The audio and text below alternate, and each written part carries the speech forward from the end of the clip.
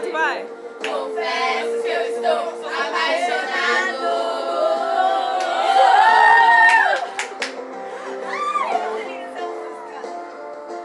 Era eu esperar o toquezinho, né?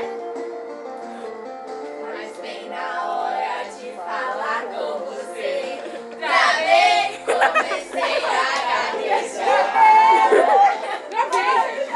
E a saída é deixar acontecer.